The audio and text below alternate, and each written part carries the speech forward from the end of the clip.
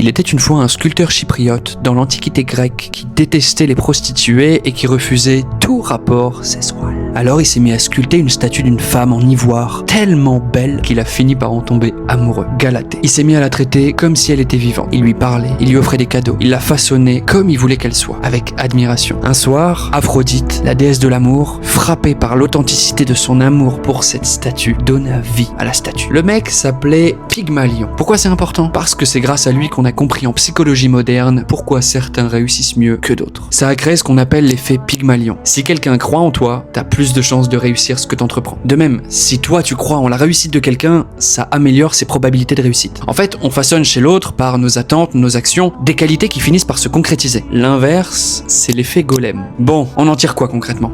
Concrètement, ça fait qu'un gamin à qui le prof de sport a dit « Allez, bouge là, tu vois bien que tout le monde t'attend », a moins de chances de réussir en sport qu'un autre. Par contre, celui qui sera encouragé, genre « Waouh, super, j'avais pas vu ça depuis des années, quelqu'un qui court aussi vite au premier cours », a plus de chances de réussir sur le reste de l'année. Et si on tire la pelote, logiquement, le moins bon sera moins bon et le meilleur sera meilleur. Donc on crée un écart. Et du côté du prof, ça confirmera ce qu'il pensait déjà. Oui, j'avais raison de dire à Alain qu'il courait pas très vite et à l'autre de courir très vite. La preuve, les faits le prouvent. Mais en fait, c'est son comportement qui a créé ça aussi. Et donc lui, il va continuer le même comportement. Et là, on a le choix. Soit on rentre dans l'effet golem, c'est-à-dire le cercle vicieux, soit on passe à l'effet Pygmalion et c'est le cercle vertueux. Ce qu'on peut comprendre par là, c'est que si tu penses que quelqu'un a une caractéristique, tu vas changer ton attitude vis-à-vis de cette personne et ça va l'influencer de telle sorte qu'elle va acquérir cette caractéristique ou l'exprimer de façon plus flagrante. Alors mon meilleur conseil, entoure-toi de gens qui croient en toi, qui t'encouragent, comme un coach. Et si sur ton chemin, tu croises quelqu'un qui, dès que tu le rencontres, s'intéresse à ce que tu fais, te complimente et va vers toi, garde cette personne et dis-toi que tu rentres peut-être sans même t'en rendre compte dans un cercle vertueux. Ah, et évidemment, n'hésite pas à utiliser cette même logique pour toi comme pour les autres. Si tu crois avec ferveur en quelque chose et que tu changes ton comportement dans ce sens, alors tu pourras atteindre ce dont tu as toujours rêvé.